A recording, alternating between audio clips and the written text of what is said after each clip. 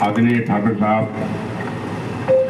सरदार रामपाल सिंह जी, दिनेश भाई, नंबरदार साहब, यहाँ मौजूद सब गणमान्य व्यक्तिगण, नौजवान साहब, आज का बड़ा शुभ दिन है कि हमारे अपने भाई ने मिलकर, यहाँ दोनों ने भाइयों ने मिलकर एक नया प्रतिष्ठान स्थापित किया है। उनको बहुत बहुत शुभकामनाएं। और एक पुरानी कहावत है, वही चीज में साझा है, और कुछ नहीं। तो यहाँ कभी सामने गाड़ी पंचर होगी तो भाग के टाइप यहाँ पंचर तो लगवा ही देंगे। तो ये हमें अपना लालच देखता आदमी सबसे पहले, तो वही चीज में साझा है। इसके लिए बहुत बहुत बधाई और शुभकामना।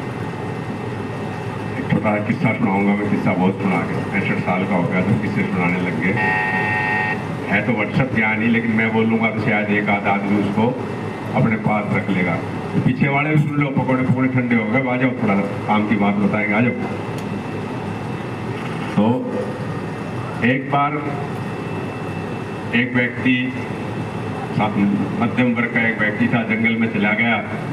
जंगल में गया तो उसने देखा एक लोमड़ी है, उसके चारों पैर नहीं है, वो बैठी आराम से, अच्छी मोटी तगड़ी लोमड़ी है, ना उससे चला जाता ना बैठा जाता, एक पेड़ के नीचे बैठी थी। तो सोचे कैसे खाती होगी, ये तो भूखी मर जाती होगी, शिकार नहीं कर सकती। वो बैठा रहा, देखता रहा। शाम के टाइम, गोधूली के टाइम एक शेर आया, तगड़ा सा शेर, मुंह के अंदर वो मांस का टुकड़ा ले रहा है। उसने सोचा इस लोमड़ी को तो आज ये शेर खा जाएगा।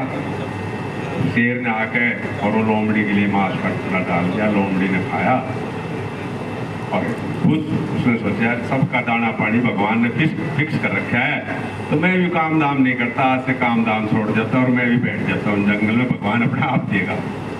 वो जाके बैठ गया। हफ्ता हो गया, 10 दिन हो गए, भूखा मरने लगा, मरने ही वाला था। भगवान जाए जो भी शक्ति से सोचा अरे मर जाएगा, भरोसे के अंदर इसका भरोसा नहीं टूटना चाहिए। उसने ले जाकर उसको दाना पानी खाना दे दिया। और बात तो सही है, लेकिन भगवान तेरे जी निकाल दिया। तो भगवान ने बोला मैंने तेरे को जो दृश्य दिया था, जो दर्शन दिया था, जो कहानी दिखाई थी, उसके 2 मतलब थे। एक मतलब था कि शेर की तरह दुनिया को देने वाला बनो, एक मतलब था गरीब बन के लेने वाला बनो। तेने गलत रास्ता चुन लिया। तू शेर की तरह देने वाला आता था, 5 दिन के अंदर 50 आदमियों को खाना देता, भोजन देता, कमाता। तो हमें यहाँ लेने वाला नहीं, देने वाला बनना है। हमें यहाँ से प्रेरणा लेके जानी है। इन्होंने गाड़ी का शोरूम खोला है, मैं बस का शोरूम खोलूँ।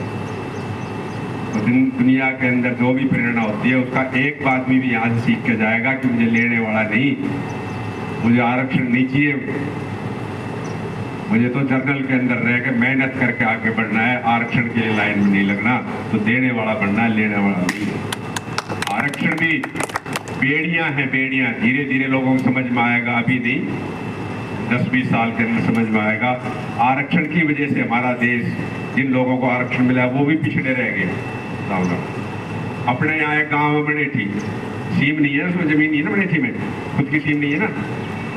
कभी से देखते हैं बनेठी के अंदर हर घर में पहले ट्रक था, खोरी से सीमेंट ले जाते थे, बस थे, व्यापार है। क्यों है? क्योंकि जमीन नहीं है। सिया में सबका जमीन थी, कोई बाहर नहीं निकल ज्यादा। तो इन लोगों को उस समय जरूरत थी, इनको आरक्षण की बेड़ी बांध के फ्री का खिला के वही 40% बांध दिया। अगर इनको बेड़ी में नहीं बांधते, जरूरत थी, हमारे आगे निकलते, देश का नाम वर्ल्ड के अंदर करते और हमारे ज्यादा आगे निकल के देश की उन्नति के रास्ते में ले जाते। तो गलत किया, तो सोचना इस बात को, इससे इनको फायदा हुआ, नुकसान हुआ। और बहुत बुरी चीज है, हमारे लिए नहीं, जिनको मिला उनके लिए हमारे से ज्यादा। हम तो मेहनत करके उस शेर की तरह कहीं ना कहीं जाके खा लेंगे, लेकिन जिसको मिला है वो लोमड़ी की तरह वही ले जाएगा, अपने आप देगी सरकार। तो उनका नुकसान है, हमारे भाइयों का फायदा नहीं है। इस चीज को शाम को कागज लेना, पेन लेना, अच्छे से समझना कि उनका फायदा है, नुकसान, उसके बाद देखना। जानबूझ के इन लोगों को वही कमी रखने की सरकार की पॉलिसी थी। पैर में 40% की बेड़ी आरक्षण बांध कर वही रख दिया, नहीं तो मेरे मुकाबले में आ जाएंगे, मेरे से आगे निकल जाएंगे, उनका नुकसान हो गया। ये एक बड़ी गहरी बात है, इसको सोचना। धीरे धीरे बुद्धिजीवी इस बात को ऊपर लाने लग रहे हैं, समझने लग गए हैं, उस समाज के बुद्धिजीवी समझने लग गए हैं ये तो गलत किया हमारे साथ। जय हिंद, जय भारत, राम राम।